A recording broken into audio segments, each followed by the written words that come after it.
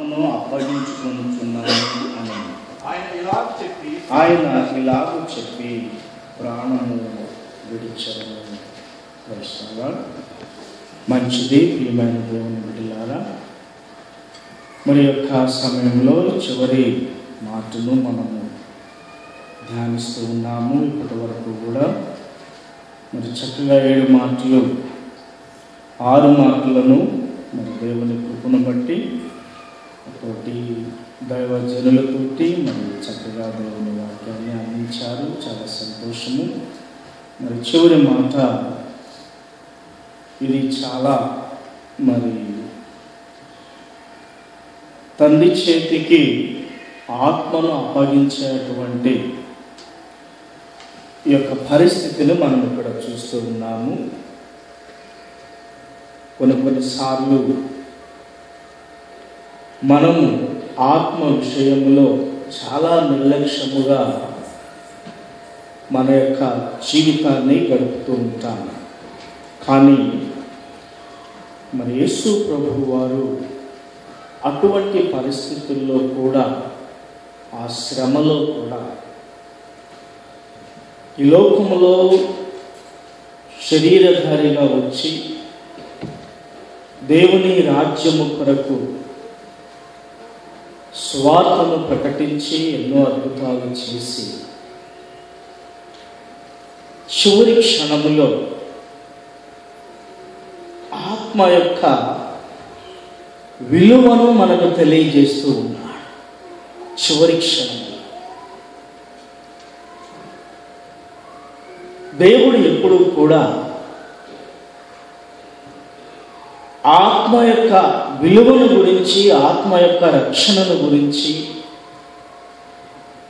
ఆత్మ జీవితమును గురించి దేవుడు మాట్లాడుతూ ఉంటాడు. ప్రియమైన దేవుని బిడ్డలారా, యేసు ప్రభువు వారు ఆ యొక్క పరిస్థితుల్లో కూడా ఆ ఆత్మ యొక్క విలువను, ఆత్మను తిరిగి మరలా తండ్రికి అప్పగించేటువంటి ఆ బాధ్యతను, ఈ లోకములో జన్మించి మనము ఈ లోక జీవితాన్ని ముగించడానికి తిరిగి మరలా ఆత్మను దేవునికి అప్పగించేటువంటి బాధ్యత. కొన్ని సమయాల్లో ఇలాంటి పరిస్థితులు శ్రమల్లో కానీ, వేదనలో కానీ, మరణకరమైనటువంటి పరిస్థితుల్లో మన మీదికి వచ్చినప్పుడు కొన్నిసార్లు మనము ఆత్మ విషయంలో చాలా గలిబిలైపోతాము. ఆత్మను అప్పగించవలసినటువంటి బాధ్యతను మర్చిపోయి ఇటువంటి పరిస్థితుల్లో ఆత్మను హత్య చేసేటువంటి పరిస్థితుల్లోకి దిగజారిపోతాము. చిన్న సమస్యలకి, చిన్న పరిస్థితులకి దానిని హత్య చేస్తూ ఆ ఆత్మను హత్య చేసేటువంటి స్థితికి దిగజారిపోతాము కొన్నిసార్లు. కానీ ప్రభువు అటువంటి వేదన, శ్రమలో కూడా, అటువంటి మరణకరమైనటువంటి వేదనలో ఆత్మ యొక్క విలువను, ఆత్మ యొక్క బాధ్యతను మనకు గుర్తు చేస్తున్నాడు.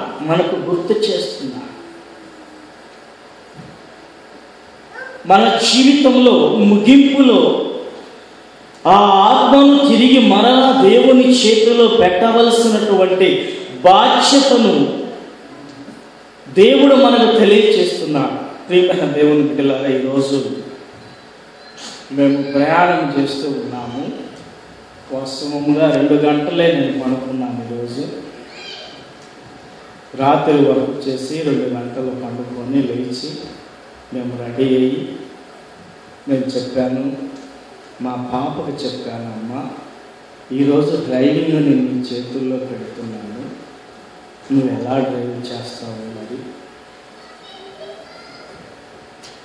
నేనైతే చేయలేను అంటే, ఓకే డాడీ నేను రెడీగా ఉన్నాను అని చాలా యాంగ్జైటీగా రెడీ అయింది. చక్కగా ఉదయాన్నే లేచింది, మమ్మల్ని లేపింది, మాకు కొంచెం టిఫిన్ ఏర్పాటు చేసింది, రెడీ అయ్యింది.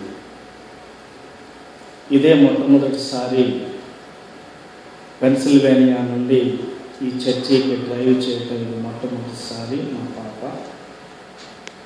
మమ్మల్ని నువ్వు ఎలా తీసుకువెళ్తావో క్షేమంగా నువ్వు తీసుకువెళ్ళాలి, మీ చేతుల్లో పెడుతున్నా.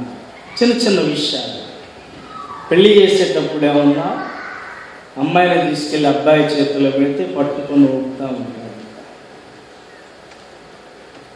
బాధ్యతలు అప్పగిస్తే ఏం చేస్తూ ఉంటాడు, ప్రమాణాలన్నీ బాగానే చేస్తాడు, కానీ అయిపోయిన తర్వాత చూస్తూ ఉంటాడు. ప్రియమైన దేవుని బిడ్డలా, ఇది క్రైస్తవ జీవితానికి ఇది చాలా ముగింపు, ఇది చాలా ప్రాముఖ్యమైనటువంటి అంశము. ఇది మనము చేసిన ప్రార్థనలు, మనము నడిచిన ఆత్మీయ జీవితము, మనము నిర్వహించిన దైవ సంబంధమైన బాధ్యతలు, మనము కొనసాగించిన సంఘము యొక్క నడిపింపు, దాని వెనుక ఉండినటువంటి శ్రమ, దాని వెనుక పడుతూ ఉండినటువంటి బాధ, ప్రియమైన దేవుని బిడ్డలారా, వీటన్నిటిని కూడా తిరిగి మరలా దేవునికి అప్పచెప్పవలసినటువంటి పరిస్థితిని ఇక్కడ మనం చూస్తున్నాము. కీర్తనలో ఈ మాట వ్రాయబడి ఉన్నది. దయచేసి ఒక మాట చదువుదాము. 31వ కీర్తనలో మనం చూసినట్లయితే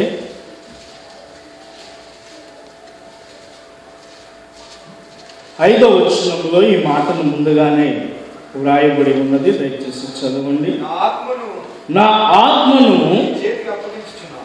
నీ చేతికి అప్పగించుచున్నా, యెహోవా సత్యదేవా, నన్ను విమోచించువాడవు నీవే. చూడండి, దావీదు భక్తుడు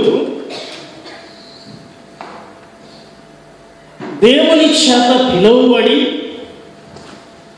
40 సంవత్సరములు దేవుని ప్రజలకు రాజుగా పరిపాలన చేసిన దావీదు తన జీవితంలో ఆయన కలిగి ఉండిన ఆత్మను గురించి ఎంత చక్కగా పలుకుతూ ఉన్నాడు అంటే, ఇది లేఖనము ముందుగా దేవుడు పలికించాడు. నా ఆత్మను నీ చేతికి అప్పగించుచూ ఉన్నా. మనకు ఎన్నో బాధ్యతలు ఉండవచ్చు, ఎన్నో పనులు మనము చేసి ఉండవచ్చు, ఎన్నో బాధ్యతలను మనకు అప్పగించిన వాటిని నెరవేర్చి ఉండవచ్చు. మన జీవితంలో ఇప్పటి వరకు ఎన్ని చేశామో అప్పగించిన బాధ్యతలు లోపము లేకుండా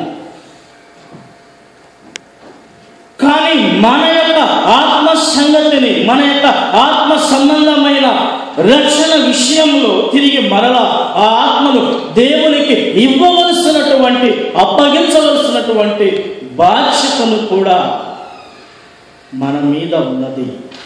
చాలామంది చిన్న చిన్న వాటికి ఆత్మను హత్య చేస్తారు. చిన్న సమస్యలు అప్పగించటానికి బదులుగా ఆత్మను ఏం చేస్తున్నారు, హత్య చేస్తున్నారు. ఈవెన్ క్రైస్తవ కుటుంబాల్లో కూడా మనం చూస్తున్నాం. కారణం, ప్రియమైన దేవుని బిడ్డలారా, నీవు నీ జీవితంలో అలాంటి పరిస్థితికి నీవు వెళ్ళావంటే నీవు దేవుని ఆత్మకు దూరముగా నీవు జీవించుతూ ఉన్నావనే సత్యమును మనం గ్రహించాలి.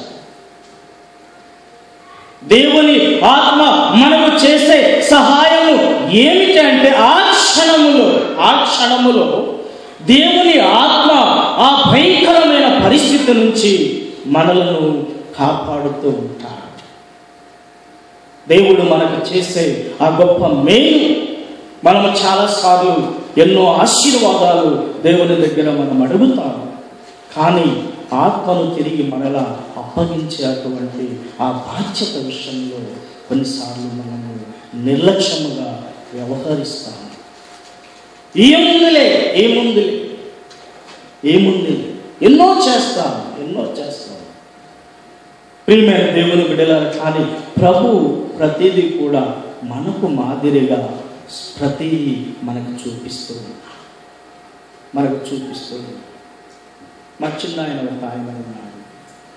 ఆయనకి గుండె ప్రాబ్లం వచ్చింది. హాస్పిటల్కి తీసుకొచ్చాను. నేను చెప్తున్నాను యేసు ప్రభువుని గురించి కొన్ని మాటలు. చిన్న ప్రభువుని రక్షకుడుగా అంగీకరించు, నీవు మరణ వేదంలో ఉన్నావు అంటే ఆయన అంటాడు, అది కాదయ్యా, ఇప్పుడు నేను చనిపోతే అందరూ లేడు కదా అని అనుకుంటారుగా. నేను చనిపోతే, ఆయన పేరు శ్రీరాముడు, నేను చనిపోతే ఈ ఊరిలో శ్రీరాములు లేడని అనుకుంటారుగా. అంటున్నాడే కానీ యేసు ప్రభువుని గురించి చెప్పిన మాటలను అర్థం చేసుకోలేకపోతున్నాడు. ఇక లేడుగా అని అంటారు కదా అందరూ. ప్రియమైన దేవుని బిడ్డలారా, మనము చాలా జాగ్రత్తగా ప్రతి విషయము, అది సంఘమైన పరిచర్యలో మనము తీసుకునేటువంటి ప్రతి బాధ్యతను కూడా చాలా జాగ్రత్తగా దేవుని కొరకు మనం ఏదైతే కలిగి ఉన్నామో దానిని జాగ్రత్తగా దేవుని కొరకు దానిని చేయవలసిన అవసరత ఉన్నది. దేవుని కొరకు ఈ లోకంలో మన జీవితంలో అనేకమైనటువంటి పరిస్థితుల్లో మనము ధైర్యముగా నిలబడి ఆత్మీయ జీవితంలో విజయాన్ని మనము చూడవలసినటువంటి అవసరతను యేసుక్రీస్తు ద్వారా దేవుడు మనకు చూపిస్తూ ఉన్నాడు.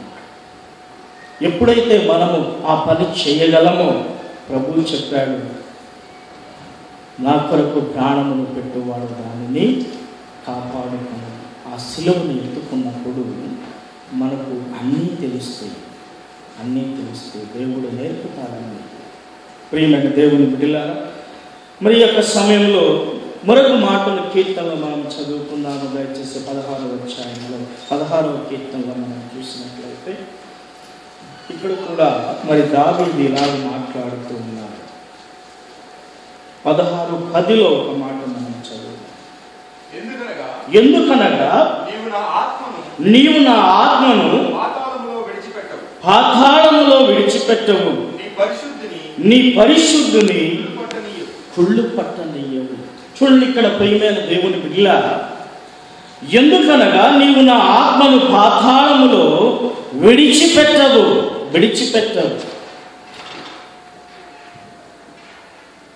దావీదు దేవునితో మాట్లాడుతున్నాడు.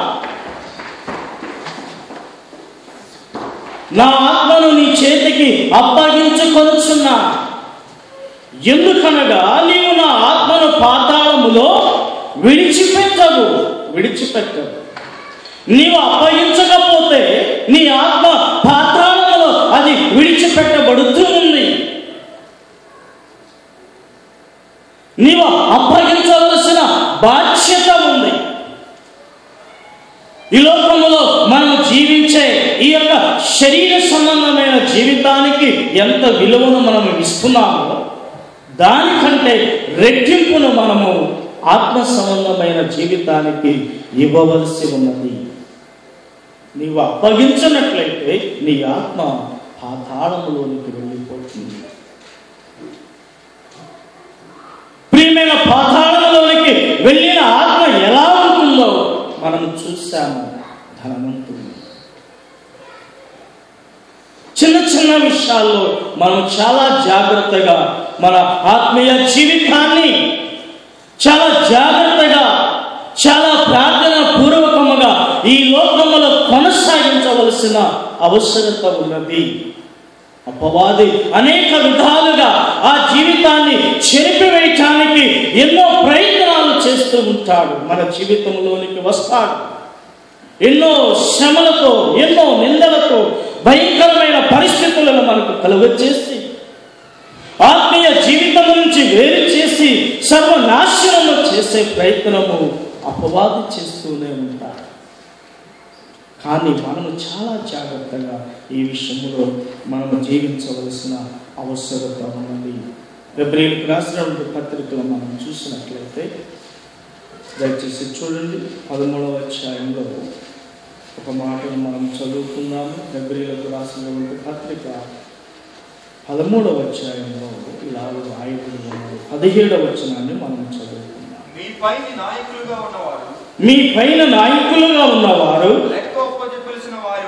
లెక్క ఒప్పజెప్పవలసిన వారి వలె మీ ఆత్మలను కాయుచున్నారు. వారు దుఃఖముతో ఆ పని చేసిన ఎడల మీకు నిష్ప్రయోజనము గనుక దుఃఖముతో కాక ఆనందముతో చేయునట్లు వారి మాట విని వారికి లోబడి ఉండుడి. ఎవరికి లోబడాలి? మీ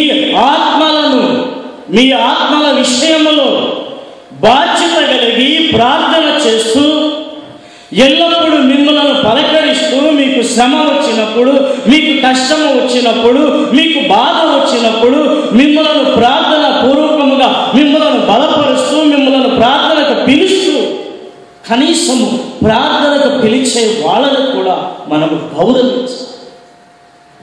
ఆ వ్యక్తి ఉన్నాడు నా కొరకు, నన్ను పిలిచే వ్యక్తి ఒక ఆయన ఉన్నాడు.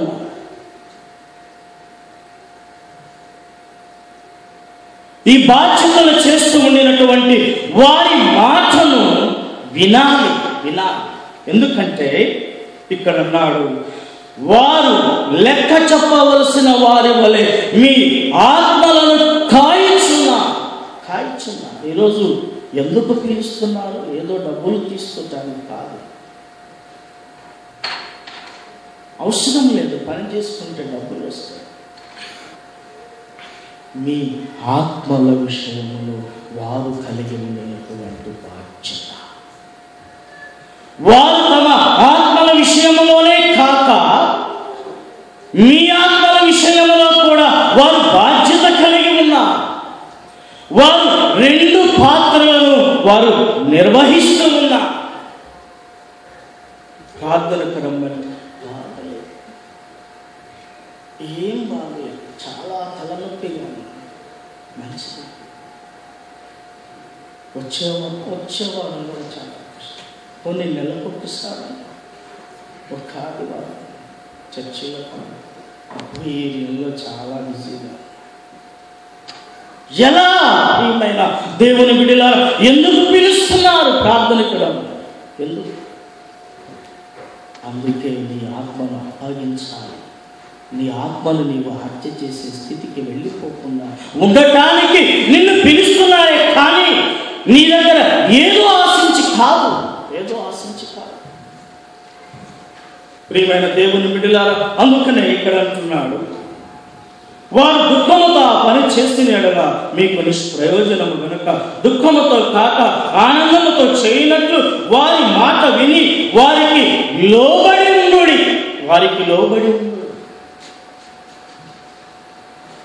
ప్రియమైన దేవుని బిడ్డలారా, ఎంతమంది లోబడి ఉంటున్నారు? యేసయ్య ఆయన కుమారుడుగా వచ్చి తండ్రికి సమస్తమును లోపరుచుకున్నాడు. లోపడేది మనుషులు కాదు, దేవునిని బట్టి. ప్రియమైన దేవుని బిడ్డలారా, మరొక వచనాలు మనం చూద్దాము. మొదటి పేతురు రాసినటువంటి పత్రికల 4వ అధ్యాయంలో, పేతురు రాసినటువంటి మొదటి పత్రిక 4వ అధ్యాయంలో మనం చూసినట్లయితే 19వ వచనాన్ని ఒకసారి మనం చదువుకుందాం. కాబట్టి దేవుని చిత్త ప్రకారం బాధపడువారు సత్ప్రవర్తన గలవారై నమ్మకమైన సృష్టికర్తకు తమ ఆత్మలను అప్పగించుకొనవలెను. చూడండి ఇక్కడ ఎంత చక్కగా ఈ మాట వ్రాయబడి ఉన్నది. కాబట్టి దేవుని చిత్త ప్రకారము బాధపడువారు సత్ప్రవర్తన గలవారై నమ్మకమైన సృష్టికర్తకు తమ ఆత్మలను అప్పగించుకొనవలెను. తమ ఆత్మలను ఎవరికి అప్పగించుకోవాలి?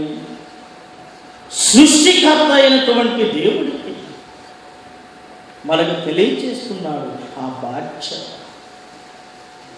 ఎవరైనా వచ్చి నీ ప్రాణమును తీసే సమయంలో కూడా నీవు నీ ఆత్మ విషయంలో మెలకువ జాగ్రత్త కలిగి ఉన్నా.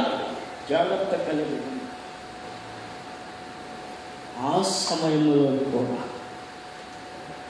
నీ ఆత్మ విషయంలో నిన్ను శ్రమ పెట్టి నిన్ను బాధపరిచి నీ ప్రాణమును తీసేటువంటి పరిస్థితుల్లో కూడా నీ ఆత్మ విషయంలో బాధ్యత కలిగి దానిని దేవుడు యేసుక్రీస్తు ద్వారా మనకు తెలియజేశాడు. మన ఆత్మ సంగతి వదిలేసి శరీర సంగతుల మీదే పరుగులు తీస్తున్నాము. మంచిదే తీసుకోవాలి, కానీ అదే సమయంలో మరొక దాన్ని నడవకూడదు. అందుకే దేవుడు దానిని మనకు తెలియజేస్తాడు. దానిని జరిగించాలి, మనం దానిని జరిగించాలి. ప్రియమైన దేవుని బిడ్డలారా, చివరిగా ఒక మాట చదివి నేను ముగిస్తాను. రోమా రాసినటువంటి పత్రికలో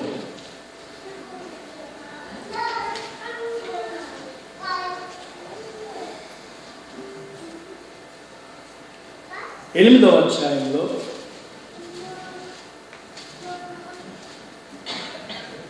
9వ వచనాన్ని మనం చదువుదాం. దేవుని ఆత్మ మీలో నివసించి ఉన్న ఎడల మీరు ఆత్మ స్వభావము గలవారే గాని శరీర స్వభావము గలవారు కారు. ఎవడైనను క్రీస్తు ఆత్మ లేనివాడైతే వాడు ఆయన వాడు కాడు. ప్రియమైన దేవుని బిడ్డలారా, దేవుడు ఎప్పుడు ఆత్మ సంగతులను ఆయన మనకు తెలియజేస్తున్నాడు. ఆత్మ సంబంధమైన బలమును దేవుడు మనకు తెలియజేస్తున్నాడు. అందుకనే దేవుని ఆత్మ మీలో నివసించిన ఎడల మీరు ఆత్మ స్వభావము గల